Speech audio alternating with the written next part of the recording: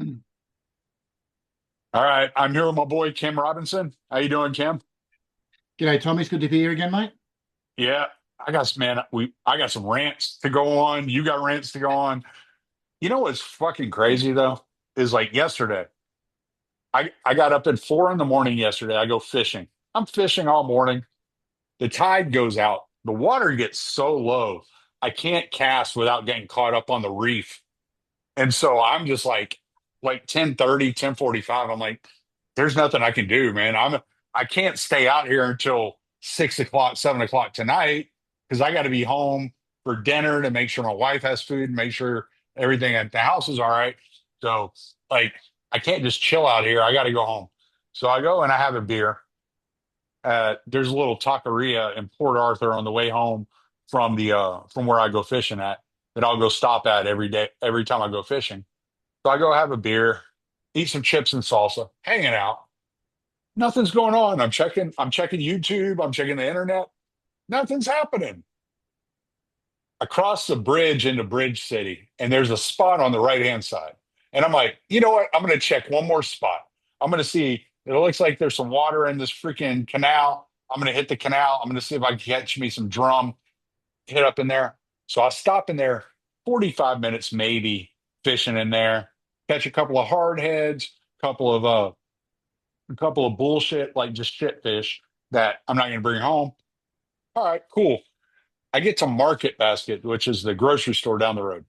I get there and I open my phone up as I park. I open my phone up and I'm looking through YouTube, and the first thing I see is Glenn Beck, and it says, "Pray for my friend Charlie." And I was like, the fuck is Glenn Beck talking about? So I scroll and then I see Megan Kelly live streaming Charlie Kirk has been shot. And I'm like, what the actual fuck is going on? So I click on that and I start listening to that. She had Mark Halperin on, who had interviewed Charlie Kirk the day before he got shot. So, and I had just listened to this interview that morning when I first got out on the water at 5 o'clock in the morning. Still dark outside. I'm casting. I'm saying if I can't catch something early, casting out, listening to Mark Halperin interview Charlie Kirk. And then next thing I know, Charlie Kirk shot. And I'm like, what are you talking about? I was just, and like, I'm trying to connect these dots in my brain. And I'm thinking, I do a podcast and I talk to a lot of different people. And a lot of Charlie Kirk is like, if I invited him on my podcast, he would be the most moderate interview I've ever had in my life. Like he's like just the most like milk toast guy. Like he's like boomer con. It's like everything he says is expected. I can hear it coming out of my dad's mouth. And I'm like, this is insanity. And I'm thinking like I could very easily interview somebody and then tomorrow turn around and find out they have been shot for their Yeah, opinions that they expressed on my podcast. That is insane. That is only one of the most insane things I have ever like contemplated in my life. yeah, it is. It is scary. It is like, and you know what you're saying about his opinions. Like, over here in Australia, he's very popular, especially with young people, because on TikTok and Instagram, because like, they'll edit little shorts of him Mm. talking to different people. And obviously, it's fake often because it's all theatrical and stuff like that. But like, there is a lot of young guys, but also chicks, but a lot of young guys who are consuming his content, and it's because there's a rejection to what they're being forced to hear, like to be, what they've been told in school, what they're being browbeaten into knowing. And it's funny because, like I said, it's controversial to have opinions that are from the 1970s, from the 1980s, from the 1990s. And so Charlie Kirk, for what they're seeing, they don't watch all of his stuff, but they just see little bits where he's arguing with, like, let's say trans identity or that sort of thing. And to them, it's like they enjoy that. And so he becomes a real like celebrity among them. And then so when you see him shot, it's a lot of the younger people, like my niece, for example, people like that, they're the ones who are responding. Whereas older people, I don't think many older people like my parents' age really know who he is Oh, my over here mom in was in Australia. shambles. My mom Yeah, was in shambles yesterday. She was crying. She was like, I listen to him all the time. yeah. Like I I listen to mean, this guy. It was like because like he encompasses what these people think. Like it's a very, very easily digestible, like conservative point of view. It's like Reaganism, maybe some George Bush kind of like ideas. And I'm I like, disagree. I disagree with all the stuff that he would say. He would have the very, let's say, safe as far as American conservatives go on foreign policy, like Israel and stuff like that. But there's part of me that likes to believe that eventually he would have gone down more of a Tucker Carlson sort of path, where he would go from being an interventionist, a Zionist, America should be mm, doing all these things overseas, to being someone who realizes down more of a Scott Horton path or a Pat Buchanan mm. path Yeah, as yeah, far as yeah. foreign policy goes. Yeah, I mean, he And was I think friends that with was Dave there. Smith. Like he Yeah, was that's friends right. with people we know. Like that's Yeah, that's crazy. right. Yeah. Like we Well, I know mean, we're like one. We're like what? It's like the 6 degrees of Kevin Bacon, right? We're 1 degree removed from this guy. Like well, we he's know how people that knew him. yeah, and I think he was more at times liberty adjacent, if you will, than Mm, Austin Peters or someone like that. You know what mm. I mean? Like it's not, and one would call themselves libertarian, and one would call themselves conservative, but like that nationalism is so entwined that it's really hard to differentiate between the two. Yeah. For me, it doesn't matter. I mean, like I just wrote a piece for the Institute, and I sort of said in it, and I think I said it in chat with you guys, that if Greta Thunberg was murdered like this, then I think we would see the same reaction of hatred thrown her way that we're seeing from other people when it comes to Kirk. But at the same time, we'd also see the same sort of stunned reaction among other people because, like they're both sort of like, different extremes, but they're both celebrities on social media as such. And they've I had done nothing other than say words. I had seen the other day, and I don't know exactly what was going on, but it was like I think Tim Pool reported Greta Thunberg's like flotilla had been bombed or something like that. Yeah, I think it was a flare discharge. Yeah, it was something like that. Yeah, but I was actually like really concerned. I was like, look, I mean, the girl's a retard, but I don't want her to die. You know, No, you know what I'm saying? Like, I don't wish death upon people because they have different opinions than me. You know, well, and it's just like it's so mind blowing to me that like anything like this can happen because I think of his kids, right? That was the first. I mean, you saw me in the chat. Like the first thing I said, those poor babies. Those poor yeah. babies, they got to grow up the rest of their life. They're what, 2 and 4, 1 and 3, something like that. I've heard different like um people like report it differently. They got to grow up the rest of their life. Their dad's murders on the internet, and they're not going to ever remember him.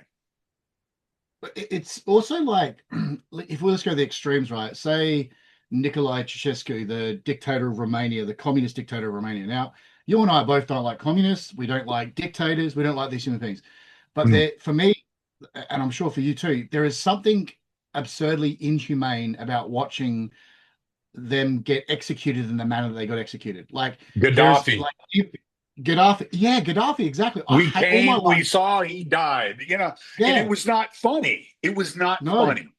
It was not funny. It was there was a putrid nature to it as well, like with the sodomy and things like that. But like, I don't want to see if I disagree with someone's points.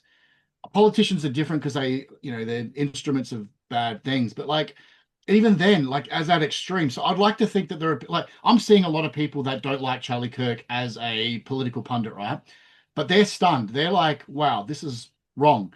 It was also like it reminded me of when Christopher Hitchens died, and a lot of the religious people that he would argue with they were mourning him because even though they had disagreements with him, atheism versus faith, they didn't want to see him dead because the world is not a better place. The world is not a better place because Charlie Kirk's dead. Because Mm. he was providing a platform of even, yes, it was for social media consumption, but still, he was letting people on college campuses argue with him. Yeah, but it was That is a, speech. It was speech. yeah, It was exactly. he was just talking. Like He was that was just talking. it. and he was mid-sentence when he was assassinated and murdered, which is a which is sums up why he was killed. He was killed because he spoke words. And it doesn't matter if he could have been a left-wing communist that you and I would absolutely 99.9% disagree with, and we would still be mourning that person's death. And just as he's a right-wing conservative, whatever, I think he had every right to say the words he said. And he was still young. He was 30 in his early 30s. He was He could 31 have years old. yeah, he could have matured his ideals and principles over time. And the onus was up to the people to disagree with him or who knew him to convince him with a better argument and a better way. And there is no shining light on the hill of dignity when you assassinate someone. That is Well, the and opposite. yeah. And it's like I told my son, because I texted my kids yesterday, and I was like, look, I was like, y'all may not even be into this conversation. Y'all may not know who this guy is, but this is going to be a turning point in the nation. Like this is like up there with when Reagan got shot, or when Malcolm X got assassinated. Like this is that type of murder that we witnessed today. I was like, just be aware of the historical nature of what you're seeing today. And one of my boys came back to me, the one that I always talk about. He's 21. He works for the electrician. He's an electrician's apprentice. And, he's just a blue collar guy, you know. And I know he listens to my podcast all the time. He and I go fishing all the time. We went to New Orleans a couple of weeks ago for UFC. Like I'm really close with my son, and he goes, yeah. He goes, I was so shocked when I saw that he was dead. And I was like, you know who he was? He goes, I listen to him every day. And I was like, fuck, you know? And like the impact that it has on these kids. I mean, my son's 21 years old, and he's pretty laid back, pretty calm. He's nothing like me. He's very chill. He doesn't like rise to antics and get emotionally like caught up in shit. But Yeah. I'm like, fuck, man. Like that sucks, you know? And I told him, I said, when they can't beat you in an argument, they will kill you. Yeah. I mean, that's all I had to say to him. And and the parallels would be, say, the cartels in Mexico killing journalists, or the IDF killing like Ana Saleh and other Mm, journalists. So they're assassinating because they don't want them to speak, and that's obviously either criminal gangs or a government. But in this case, we don't know who did it, but it's probably a lone gun person. Like, like could be anyone. It could be a crazy left-wing professor. It could be an angry lady. It could be a trans. It could be anything. We don't know. But it's funny what you're saying, that conversation with your son, because yesterday I was on a job site, and like the site manager, my mates are carpenters, some blokes that are brickies and stuff. All these guys were talking about it because they know who he is, because we have social media over here too, and that culture permeates on our social media. But the one that was really interesting to me was my friend who I went to university with back in the late 90s, and she's in Malaysia, so she's Malay Chinese, mm, and her friends, they follow, like they consume Charlie Kirk on their social media because they see someone like him as an anti-Western voice. Because and that sounds weird to us in the West, right? But the yeah. reason for that is she sees him, like, and her friends, as someone who's standing up to the woke ideology. Because where they are, like, she works in a company that liaises with a lot of universities in Australia and overseas. They are getting a lot of Western government and corporate university type ideology coming in. And a lot of that is diversity, equity, and inclusion stuff. A lot of that is the destruction of meritocracy and to push quota systems in and all these sort of things, and a lot of ideology. And to her and her friends, someone like Charlie Kirk is a gotcha or an argument against the very thing they don't like, because they don't want that. Like, she Mm, doesn't want that in her work environment. She wants to treat people as individuals, or she wants to treat people as whatever, and not as a demographic. And so to her, at least what she was arguing with me or discussing with me, is someone like him was coming at it from that perspective. Now, obviously, I think the reason why he was available to him is because of it's sort of like a little bit like Andrew Tate for young guys, right? It's because he's so famous that he's available. There are better people. There are, like, there are better people than Charlie Kirk to talk about individual liberty or whatever else. But he is famous and he's in that sphere as well. And that's where I think for some people outside of the United States, he has an impact Well, for I better and think, worse. yeah, I think that there's a misunderstanding about Charlie Kirk. And because I've listened to his clips when they pop up on my timeline or whatever, I listen to them. I know I didn't find him to be over the top one way or the other. To me, I said it earlier. I found him to be milquetoast boomer con. Like he's American traditionalist, Christian morality, get married, have a family. You know, those like that type of stuff to me like does not move the needle with me. It does not. Yeah. I listen to it and I'm like, well, yeah, like obviously, Do you think it's like because well, do you think it's also because like you and I would come across blokes with those opinions on most gigs that you do? Like when you're working, you'll probably come across like 10 guys, and they don't even have to right, be white Christian dudes. They could be right. an Indian dude, they could be like I could come across Afghani Tylers that have same Anybody I opinions. work with, man, it doesn't matter where they're from. And it's That's like and I think when I see them like kill him in this public way, and then people are celebrating, and I'm like, you just hate like regular people. These are normies listening to this yeah. guy. This is just an And I think average guy. and I think we're like so obviously like a lot of people that I can think of that don't like him is because of his positions on Israel, Palestine, right? And that's where I would tremendously disagree with him on, because he does come across very Zionist-like, and that again is very common, unfortunately. But the other areas would be on a lot of the trans and gay rights and things like that, and even his opinions on traditional marriage. And I think individuals have a right. And I think what happens, especially through American politics and what we're talking about before with the academic intrusion of people's opinions, is like trans and gay rights or whatever else is an individual choice. But when it's a diversity, equity, and inclusion, and it's a mandate, and you and I are told that because we're cis white males that we're inferior, except for when they need a whole dog, when they need a truck driven, when they need, Or manual labor performed. a teacher can like keep information away from parents. Like there's all kinds of things that are Yeah, involved in this. That like it's like, wait a minute, like this isn't all individual rights. Some of this is like uh it's like a subverting culture that's like taking hold and trying to get in touch with get its grip around my children. And yeah, I'm the parent, yeah. like lay back. I was I was really Listen, like I was really upset about having to get on this podcast and talk about this, not because I had to talk to you. I just don't want I don't like this subject. I don't. I don't want to talk about this guy who's 31 years old with two young kids, a young family, a young wife, getting murdered like for the public to see. And I'm sitting outside and I'm thinking about it. I'm thinking about it. I'm thinking about it. And there was a story that keeps popping in my head of Saint Moses the Black.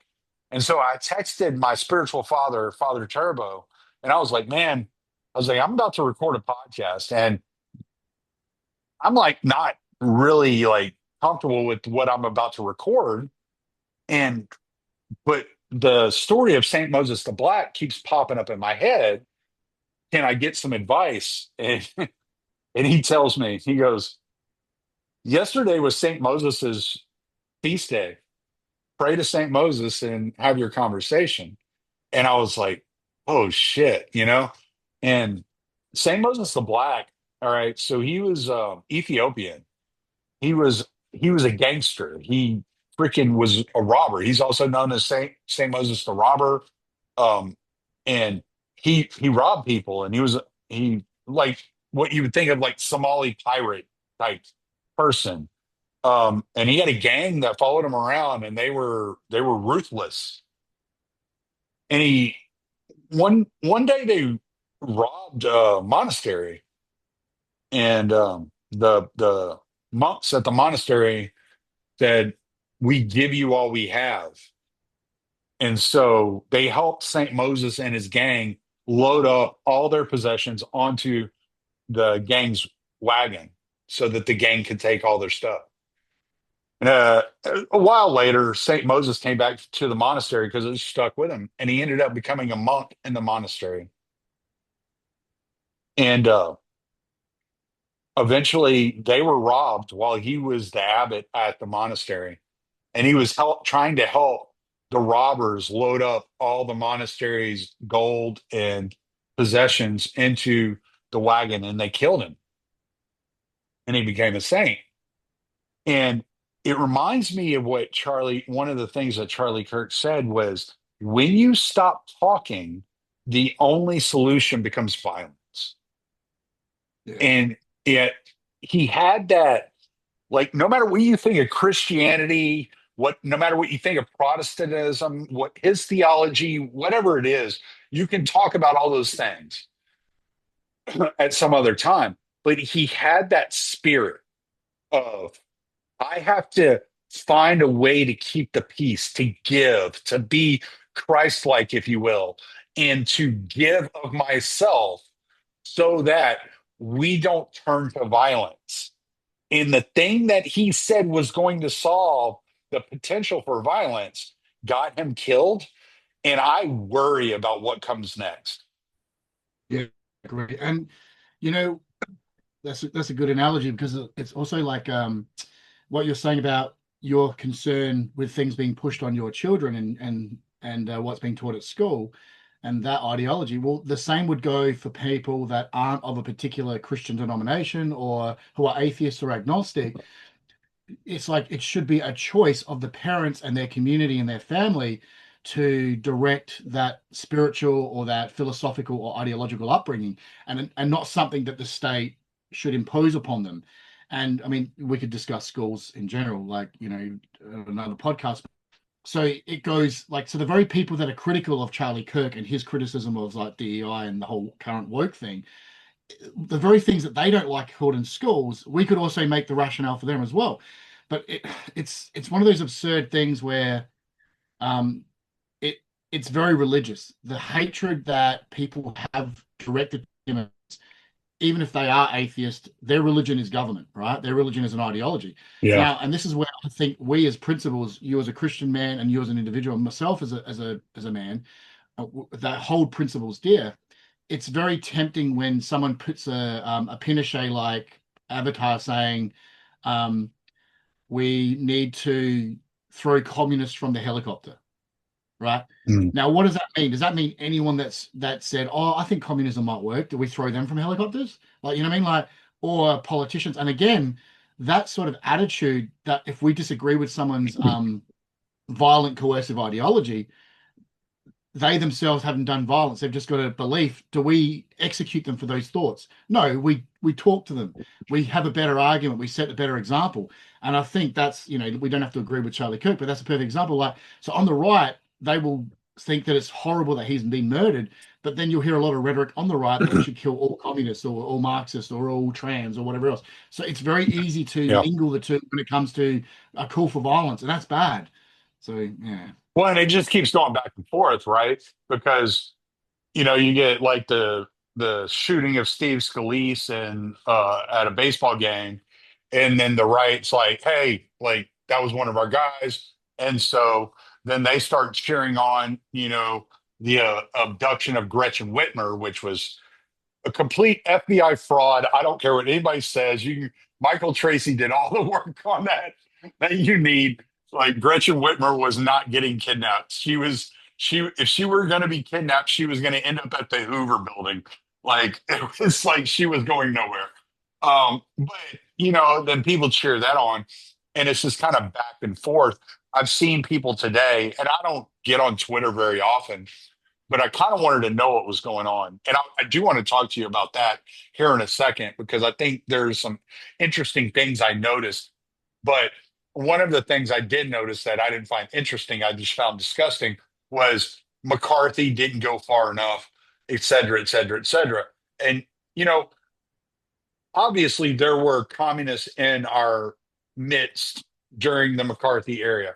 The problem that McCarthy had was he was holding like Salem witch trials. and he was he was like basically like, I'm going to tie a freaking concrete block to your foot.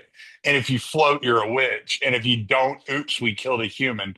Like that was his kind of like the way that he attacked that subject. But one of the things I found interesting, and I posted this last night, and I actually like for you specifically, was Josh Thompson, like what he had to say about the situation. And it struck me because the first one I saw was Aljamain Sterling. And I was like, wait a minute. Like, this is crossing over like cultural lines. Like, this Yeah. Charlie Kirk murder is now in the UFC realm. Like, if you go to there's a MMA news channel I check out every day, and they do like a 16-minute video, and it tells you all the news, like little clips of the news of the day. So like usually like 6 or 7 stories, and it just kind of gives you a little blurb of what's going on for the day. One of the biggest stories on there was UFC fighters' reactions to Charlie Kirk.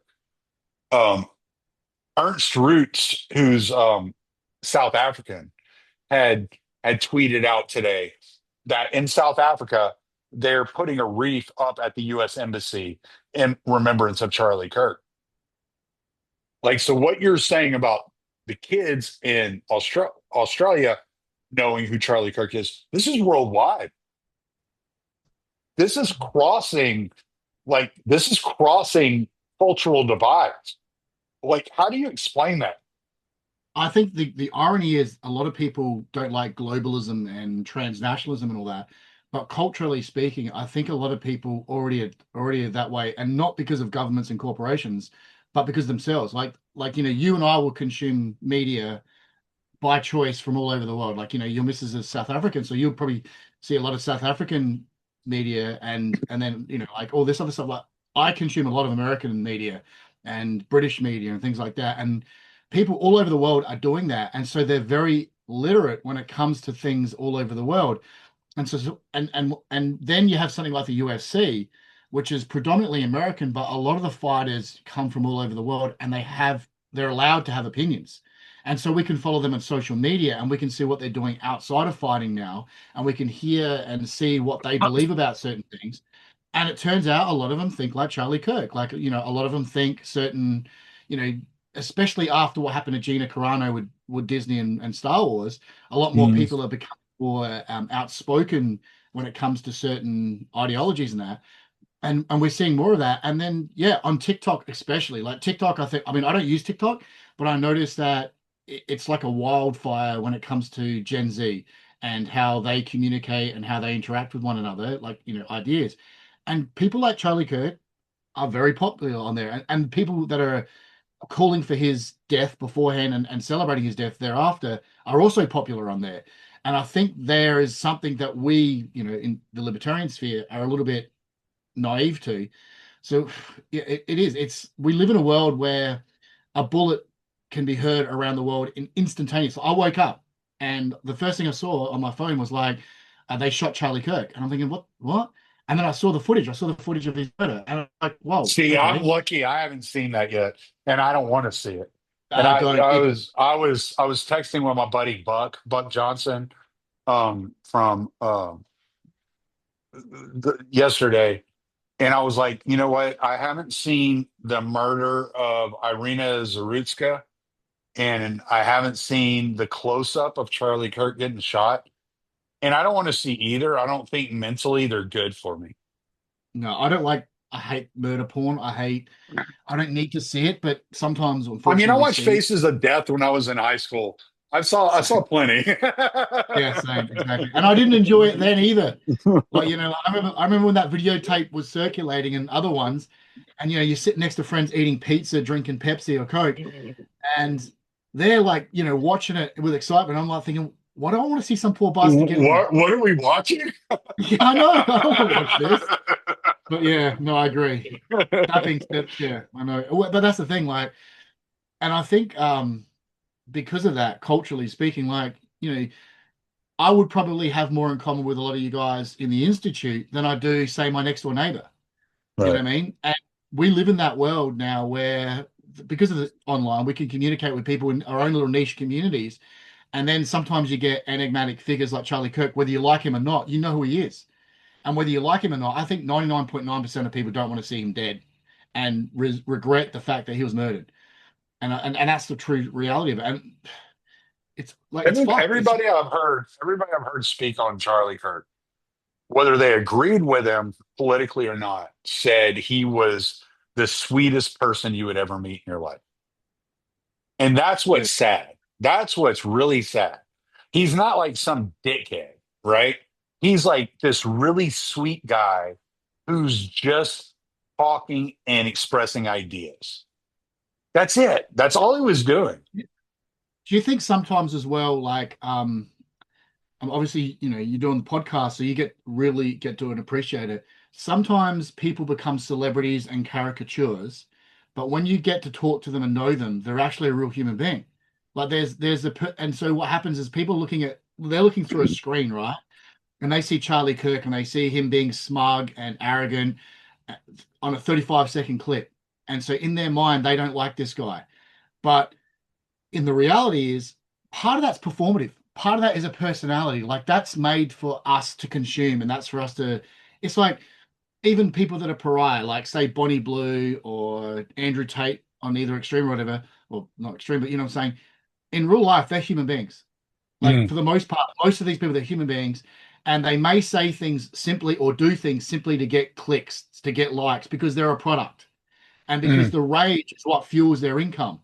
And I think sometimes with Charlie Kirk, his celebrity was based on the people that he was pissing off and upsetting as much as it was the people that were agreeing with him.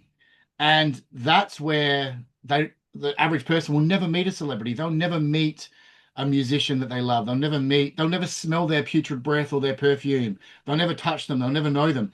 And it's a different thing. Like I remember when for a UFC thing when like Harley Davidson Australia was sponsoring the UFC back in the day, and Hugh Jackman was promoting the mm. Wolverine movie, Harley Davidson, right? And so it was sort of tied in with the UFC.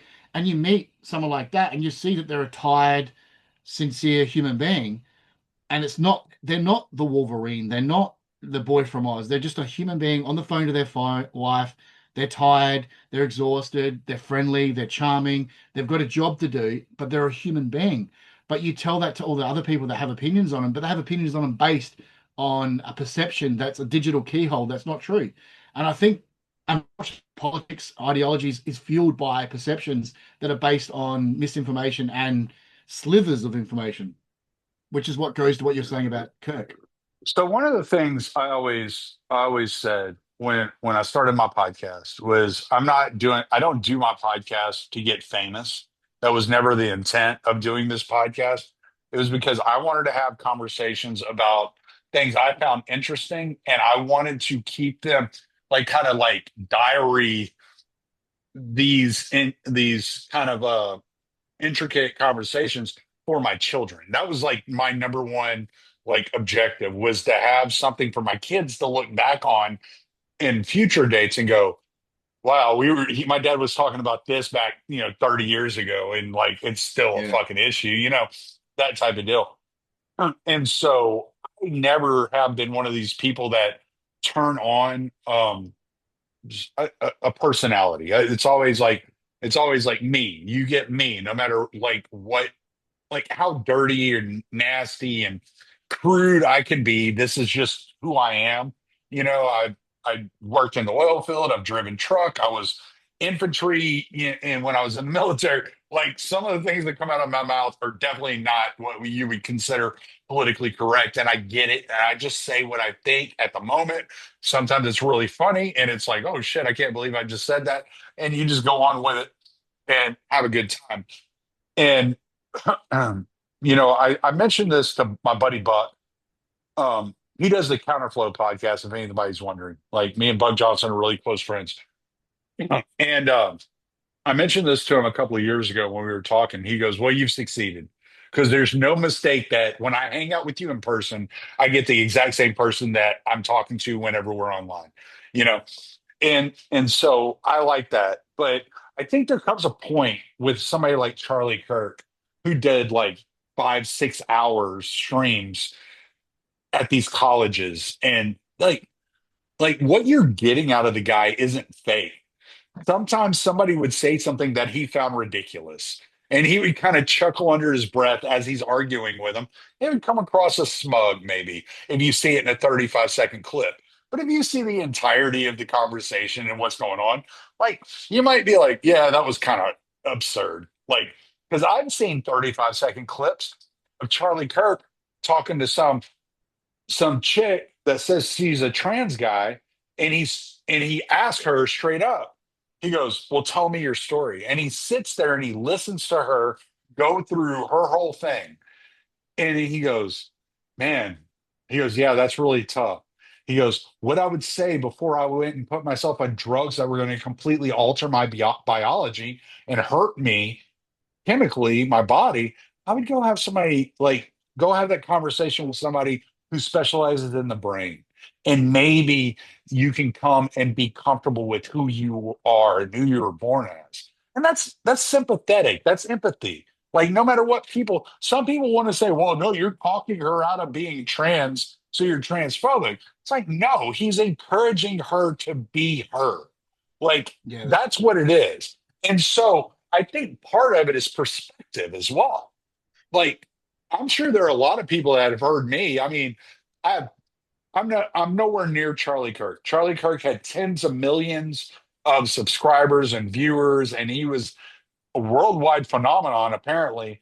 I got tens of thousands, like that's about it. And I know how these people approach me. I know how I get talked to when I'm emailed or messaged by these people. They talk to me like they already know me. I don't know them. They know me. And I yeah. have to accept that. And Charlie, when you get to that point of like a Charlie Kirk, where it's tens of millions of people know you and you don't know them, there's also a part of you that's defensive. You're Yeah, I agree. you got your guard up constantly. So I mean, I can't speak to Charlie Kirk's mentality. All I can say is I've heard plenty of people that I have respect for that have known or met Charlie Kirk at some point in time.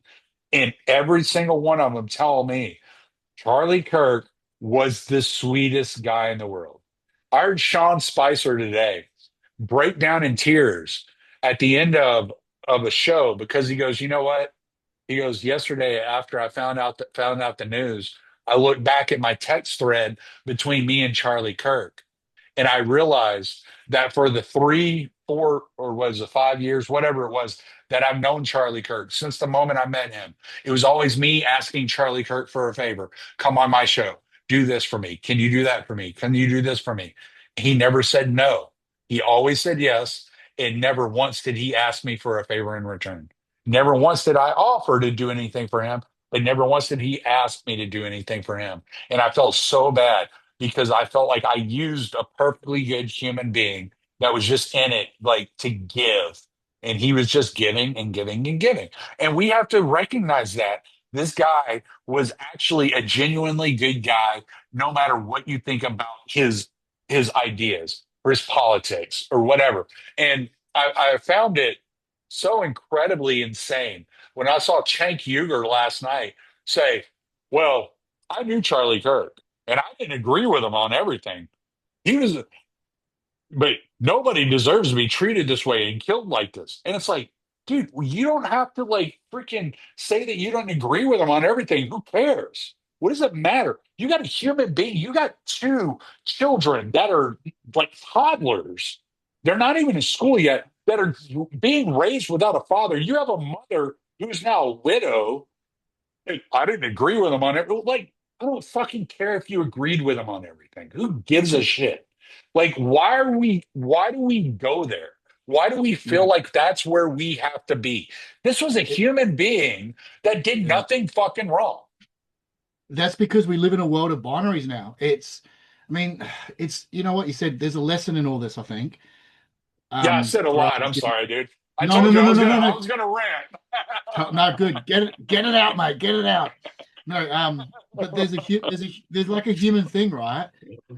And I don't know, like there's going to be someone who's going to really get under your skin because they said some words. That might be a family member, it might be a colleague, or it might be, Crystal you know, ball. yeah, yeah, exactly right. I can't But stand we, that woman. yeah, but you know what I mean? But But I then don't it's want her like, dead. I just want her to no, that's shut right. up. No, that's right. But then you also want her to be able to say what she says, and do her things because Yeah, just to it, other people. I just don't want to hear yeah, very true. But that's what I mean. Like, and it gets to be like that. But I think, I don't know, it's gross because the extreme of it is like, what happened to Khashoggi, right? Where the Saudi government murdered him and cut him to pieces. That's like it. Had more that's to do with intelligence. yeah, but you know what I'm saying? Like that Yeah. obscene to That, kill but someone. I think that was like really deeply involved intelligence. Or like when there's a drone assassination of Yeah, I'm sorry. delegates. I don't mean to like derail you. I was just you mentioned that, and No, I'm no, no, like, no, no. I But what start I'm thinking getting, about his uncle, and I'm like, but that's what I mean. Like, but we can also talk about the theories that people are talking about with Charlie Kirk now. right. They're turning his death into content. They're saying the Israelis did it. They're saying that Marga did it to hide. That's part of Uh, why I didn't want to record this. Is like I don't want to benefit off the death of this guy, but I feel so bad. And it's like you got to talk about it. Like because if I yeah, you don't talk do. about what am I insensitive now? Like No, I don't. It's like the no, you're hardest not. fucking subject to cover. It really is. But also, it's like, because I think right now we're having more of a spiritual conversation about within ourselves, where we kind of have to accept that other human beings have different opinions and like-minded opinions, and how sacred life really is. Like, even if you're an atheist or even if you are a person of faith, life is precious, and Yeah. a human being. Now, contrasting that murderer, that scumbag that murdered Iryna, I can't remember her last name, the young Ukrainian girl, right? Now we can acknowledge that Was human it? being. Is it Zaritska? That's correct. Yeah, I think it was Yeah, Zurich. Yeah, Zaritska. Yeah, the man that murdered her she was is horrible. gorgeous, man. Yeah, she That was. beautiful, beautiful 23-year-old girl, gorgeous. Even if she looked butt ugly, Well, right? it doesn't matter, but I'm just saying, like, No, no, she no, could no. have I know, been I know. doing any number of things, and it's just like, what the fuck happened here? For me, what's so tragic about her murder is that the She loneliness. was safer in a bomb shelter. Yeah, that's pretty tragic. I know Sorry, it really is. No, no, sorry, you're good. sorry. I'm No, no, just. but also like the moment when she realizes what's happened to her, Oh my and God. she puts her hands on her head and looks down and dies out on her own. When she has her knees up, she has her knees up and she's looking at the guy like that. I'm like, holy shit, you don't even know what just happened. You Yeah, don't. and it's easy for people to say, oh, the bystanders could. I mean, they're in shock too, whatever. No, But like, like there's no way to react that quickly. They had no idea what was going on. You know, for all they knew, this guy like punched her like once or twice and then walked off, and she's like, "What the fuck was that all about?" and she And then probably she felt the same thing. Yeah, like she exactly, probably felt, yeah. But yeah, then when she realizes that she's dying, like you can see that in the footage that she realizes she's about to see, I die, and haven't then there's watched the footage. I just saw still shots. So. Tommy, it breaks your heart. Like it doesn't matter who that human being is. She's done nothing. She's an innocent, and that scumbag, he's murdered her like in such a violent way. And what really fucks me off is you'll get people who says, "Oh, he suffered from mental illness." No, he had a mental illness condition, but everyone else that has that mental illness condition does not do what he Yeah, does. I yeah, mean, yeah, it's like the child rapist that says, "Well, that happened to me as a kid." Well, mate, there's hundreds of millions of fucking other people that were violated as a child, but they don't mm, use that as a validation to do horrible things. right. And that's what I hate absolutely with the whole narrative of it. But what happens with her? The cycle. Someone has to break the cycle. No, exactly, yeah, and a lot of people do, and they live in miserable silence too. But with Mm. her, it's and I don't want to conflate her and Charlie Kirk, but there's a reality that Yeah, but there are people that there's like a relation to this like just brutality that America is becoming this brutal nation in which we are just executing people on camera for the world to watch. yeah. And unfortunately, that is, like Lincoln to JFK to RF, to Robert, to Martin Luther King, John Lennon, all that. That is an American thing, right? But it's not unique to America.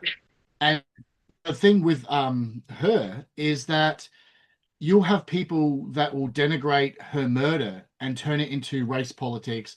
They'll say, "Oh, you only care about her because she's a pretty little white girl," or "The man that did it, the system failed him." No, fuck him. The fucking system is what enabled him.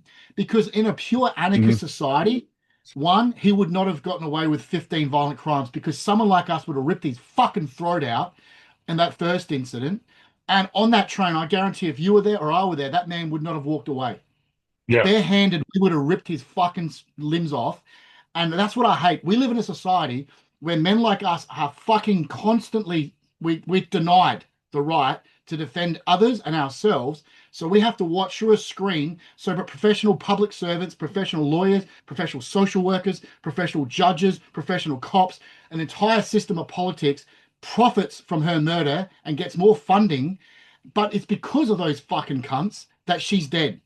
And Yeah. it's the same thing with Charlie Kirk. Despite the police state, despite all the surveillance, all the fucking Palantir shit, all that, Charlie Kirk was still murdered, probably by a lone gunman. We're not in a safer world because of law and order. We're in a fucking deadlier world because of it. And because of what it does, it takes away individual agency, it takes away all this sort of stuff. So we can watch with visceral violence a man get murdered with a rifle, right? And Mm. then people go, "Oh, do you change your opinion on gun violence?" Well, fuck you, dickhead. People can get guns regardless. Like people can get firearms in prison. You know what I mean? Right. It just blows my mind. And we live in a world now where human beings like that are murdered in front of us, and people will use it as a punchline for politics or a punchline for ideology, and it tramples over their body. But at the same time, we saw it with George Floyd, right? With Black Lives Matter. Now, I don't think the cops. I think the cops acted pretty pig-headedly, but I don't think George Floyd was a good dude. Like there was plenty of other people that were killed and murdered by cops during that period, but they picked George Floyd. Well, You know what I mean? Like, there was a white guy. Um, I think it was like you'd have to talk to Scott. I'm sure Scott would remember the case because I remember he pointed it out to me. But it was like 5 or 6 months before George Floyd. But it was a white guy in Arkansas, and he died from the exact same occurrences as George Floyd. Nobody said a fucking word about it. Nobody said a well, word about it. that kid that was on his knees that was complying with the cop, and then he was gunned down. Like, I Oh, mean, that I was remember Daniel one. Shaver. That was in Mesa, That's right, Daniel Arizona. Shivers, yeah. Yeah, I where remember when one. he friggin' he was on his knees and he was crawling and his shorts got caught up under his knees. So when he went to pull his shorts up and the cop unloaded on him in the I middle of that remember hotel. also. He was like I 26 years old. Yeah. That's horrible. I remember years ago. I wrote about this for I think it was Liberty.me back in the day, and I was writing about police executions back then. It's like 2013, 2014. But there was a guy in a wheelchair, like a homeless dude. I think he was a veteran even, and he was minding his own business, and the cops shotgunned him because he had a small little penknife that he was opening his canned meat up with, and they blasted him to pieces on a street corner. And there was another one. There was like a homeless dude that was in a park, and some female cop was responding to, the fact that he shouldn't have been sleeping there or whatever. She tases him, and I think she tasered him to death brutally. And the narrative is like, oh well, we need more police funding. We need like, there's always this is what does my head in when it comes to the martial arts community. Every time a cop does something horrible to a civilian, there are all these grifter martial artists out there that goes, oh, I want to get a coaching contract and I want to be able to coach the police so that they do it properly. Now, what about the person who's being murdered? What about the person who's being held down? Why is there no agency for these individuals? You know what? I want that government money. I want that government grant to train the fucking stormtroopers so that they can do it better. The whole Well, attitude that, well, then that's a stupid fucking argument too, because anybody who's taken martial arts at any point in time in their lives, and you do repetitive, like there are repetitive drills that you do, and sometimes you'll do a repetitive drill. Let's just say I'm scrambling using a Kimura to roll you so that I can take your back and give you a rear naked choke. I can dislocate your shoulder in that process. then it's Yeah. one out of 1,000 times that it will happen, but it can happen. So, like, you can't sit there and say, well, the problem with the police hurting civilians is they don't have proper training. Because even people with proper training break arms, break legs, break feet, break ribs constantly. Like, And the look at other these thing is, guys that have been training for 40 years. They can't even get out of fucking bed. You know, tell me, yeah, I know. like But you know, seriously. but the other thing is, this assumes that these cops in this case aren't moral actors. It assumes that they are doing this like, oh, if only I had better training, if only I had more funding, if only Like we they're paid them. robots. Hey, I see what you're saying. Yeah, I know, and I reject that. I hate Like that they just absolutely. work on a program. Yeah. Yeah, I know. They're no different to you and I. The only difference is we made a philosophical choice to be blue collar workers, while these guys want to be fucking lapdogs for the state. That's the only difference. Because you could have left the military, I could have left the military, and we could have both become cops. We could both have stayed in. We both, you know what I mean? We could have been those guys, but instead you made another decision. I made another decision, Right. and and and you're like, it's like now they're going, oh, it's not my fault. Like when you watch cops that are arresting a comic art writer in England, because he tweeted some words, people, like, I've got friends that are cops that go, oh, well, it's not their fault, they've been told to do that. What? I would be ashamed of myself. I would throw that badge into the fucking toilet Yeah. and Just walk away. following orders. Yeah. That's Yeah, like the like worst. there. That is the worst freaking excuse I've ever heard. A cousin who's a cop, and I asked him this one time about the just following orders stuff, and he just told me, he goes, "What am I supposed to do? I have kids to feed." And I was just like, "Yeah, but man, like there's got to be like you got to have some sort of balance there to where you can kind of like make And your own that, you know what that, decisions." but what does that say to you and I though? That you like, you know, like say I work for myself, like I'm a subcontractor, right? So every day I'm doing something different for someone different, right? So Mm, I might, yesterday I was working with carpenters. Earlier in the week I was working on a farm, you know, doing fencing and moving farm stuff. Like today I want to do some writing for the institute and talk to you and that. I might on the weekend work with my dad. I'll sell comic books. I'll dig holes or whatever. There's always gigs out there, right? right. Now, why is it people are saying to me that my moral choice and my decision to actually work and help people and do this sort of stuff is invalid? But their career and their pension and their subservience to a funding model is somehow superior to me. And I'm a piece of fucking shit who can just dig some more holes. But they can get this, you know, union paid pension and they can get state government money and all that. And they're a better human being because they've got kids, they've got a wife, they've got a mortgage. That to me is the most mercenary thing I've ever heard. And it does my head in because the amount of times that cops will say to me, "Oh, like especially during COVID, I disagree with this, I disagree with that," but you're still throwing people in jail Mm, because they crossed the border to see their family, or because they yeah. did, you know, because they violated social distance laws, or they didn't do a QR code and scanning. You're still fucking giving them a $5,000 fine. That to me is the weakest form of human being. It was There was like, a let's fuck you. No, it's not. Fuck them. there was a story years ago, and I want to say it was somebody crossing the bridge from Pennsylvania into New Jersey, the old lady, and she had a firearm under her seat. And in New Jersey, you're not allowed to carry firearms in your car, regardless of anything. Like you can't have a firearm in your car. And she got pulled over as soon as she got into the state of New Jersey. They asked her if she had any firearms. She's like, "Oh, you know what? I might have forgotten to take my firearm out from under my seat before I left the house," because she lived in Pittsburgh in Pennsylvania, and she could carry it in her car in Pennsylvania, but she couldn't carry it in New Jersey. They ended up throwing her in jail. It's like you got to have some sort of common sense. Some sort. Tom Woods always told that story about the Amish guy that sold the skin cream. Do you know the story? No. Okay, so there was this Amish guy that made this skin cream that it was like a lotion, and he would he would make it and he would sell it out of his little Amish store on the side of the road. And somebody came by one time and bought some. They said they had skin cancer, and they tried everything the doctor prescribed them, nothing worked. They're like, screw it, I'll try this. And they used it And then the guy wrote, the Amish guy review, it cured my skin cancer. So the Amish guy, in quotes, puts it on the bottle of cream and keeps selling it. And the FDA came down and arrested the guy, and he ended up getting like 60 years in prison. This is something that just happened like 10 years ago, 5, 10 years ago, not that I mean, long ago. there's here, like say for example, there was a lady a few years ago, an old lady, and she was making marijuana cookies for people with cancer and that couldn't, because of the medical treatment, especially with if they're on a lot of painkillers, they have no appetite. So she's making it. Cops raided her.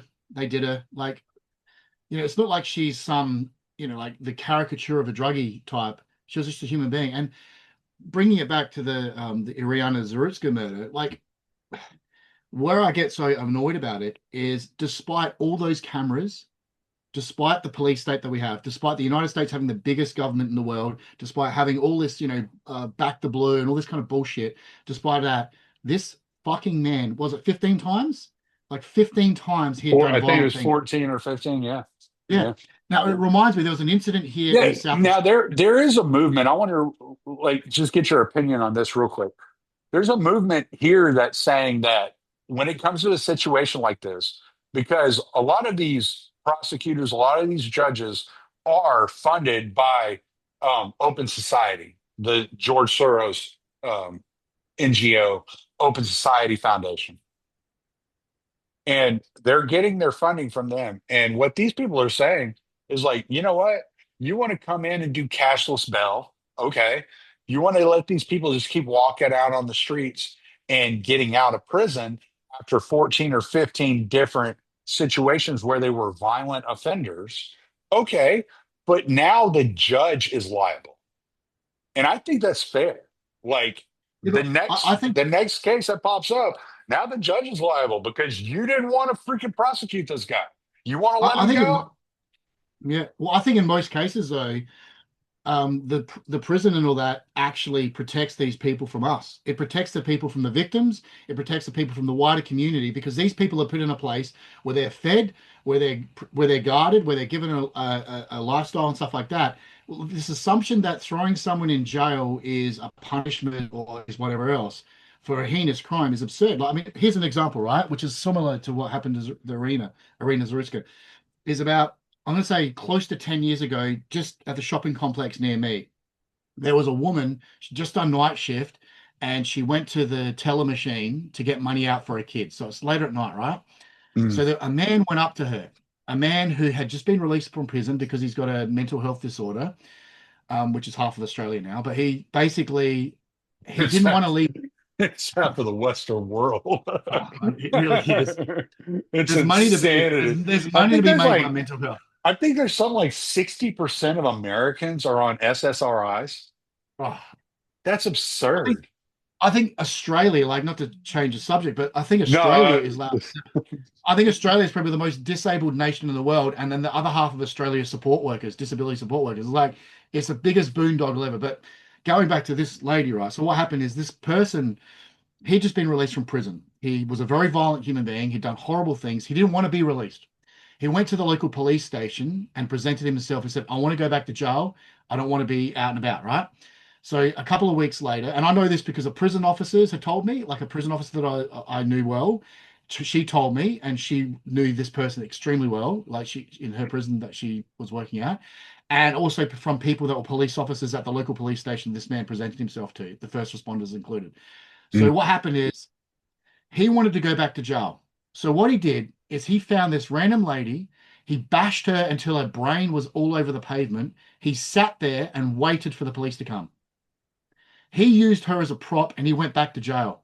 And he got everything he wanted. He got the support, he gets the food, he gets the institutionalization, he gets the stability. Now, this human being that murdered Zarutska, he is someone else who was a dangerous human being, not because of race, not because of any ideology, but because as a human being, he's extremely selfish and entitled. And the world is dangerous when we enable individuals that can do these violent things for whatever reason. And then when you tell the victims and you tell the wider community that they cannot defend themselves and they cannot respond. So instead, apparently, the solution we are told is that we have an Yeah, I entire mean, yeah, you look at like Daniel Penny, like how many guys on that train were looking at the situation and thinking Daniel Penny, I don't want to be that guy. yeah. That's right. And then on top of that, we're told that the system is we have all these laws in place. We have all these professionals with pensions and careers, from the social workers, from the judges, from the lawyers, from the cops, from the prison officers, and every single one of them see that murder as a means to an income. That's Mhm. what they do. I guarantee that 90% of these people cynically don't give a fuck about Iryna Zarutska. They just Yeah. see that situation as a means to more funding. And to me, I hate that mercenary mindset. And it fails individuals like her, it fails women like her, it fails us, it fails every individual out there who is threatened. In Australia recently, like last year, we had a And you know serial what I stab. saw when I saw that Arenas Ritska, just to put a cap on that. When I saw that, I saw my daughter. My Yeah, daughter's 20, 25, 26 years old, yeah. not much older than this girl.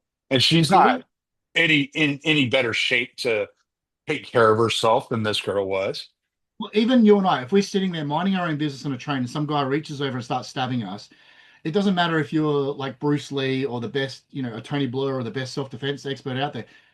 You can't react. I mean, maybe your situational awareness will be better, blah, blah, whatever. I don't know. But we shouldn't live in a world Dude, where she sat we, there for like 15 seconds. yeah, that's what I She mean. had no idea what was No, going that's on. right. This Exactly. And guy that's a like great, attacked her out of nowhere. He should have never been in that situation. I know his mother had tried to get him locked up, like into a mental institute. His mom had tried to, but because he was in his 30s and she didn't have custody over him, she couldn't get him locked up. But it's like America did away with that system back in the 80s under Reagan, right? We had we had a system in which you could put somebody in a mental institute against their will and hold them as if it's a prison. And that was a different time. But Geraldo Rivera, with his investigations, got rid of that shit.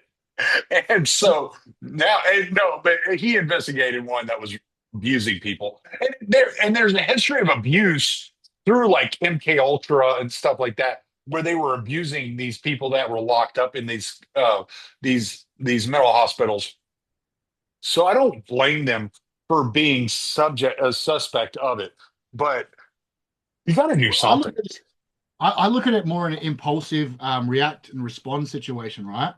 So the dude that did that, clearly he'd done 15 other times something similar or something as violent, right? And what I'm getting at is Yeah, he also just another. attacked his sister like right before that or something. Yeah, so like so we know, like, but if I was to kick him in the head and turn his spine into liquid, I would be the bad guy.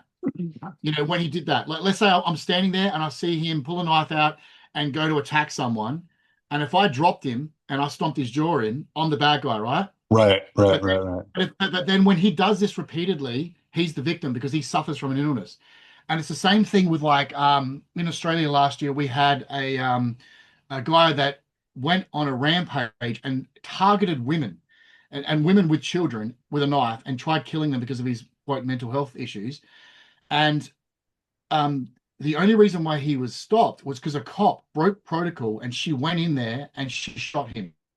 Now, the fact that the security guards at that mall were unarmed, that every single one of these victims were unarmed, and like in Australia, that's a taboo subject because they go, oh, well, then people just go around randomly shooting like in America. No, the reason why there's the random shootings, as you well know and everyone else knows, is because no one shoots back. Now, this incident in Yeah, you don't get Australia, random shootings in places like Texas where everybody's carrying a gun. yeah, You exactly. get That's what I random mean. shootings in like New York or Minnesota. Like you get random shootings in places where nobody else is carrying a gun. And the crazy thing is, so now the Australian response is to ban knives like in England. And how's that working out for England? You know what I mean? Like it's stabbing capital. And so That's what happens ridiculous. is, Like, that is like one of the most. I need to ask you about this. Like, yep, what the fuck are you supposed to do as a fucking working man that can't carry a goddamn knife? Like, we carry knives because we need knives. Like, there are situations where we need a knife. it's going to get to the point where we're going to live in a bubble and we're going to live in a prison cell because the insecure people the neurotic and insecure rule the world because next it'll be hammers, next it'll be baseball bats. I mean, even in Australia, like if I had a baseball bat by my front door and I was done by SAPOL, I would get done for like, something like, we don't have the rights to defend ourselves. And there's a putridness because there's an incident I can also bring up with a baseball bat, which is a perfect analogy for this.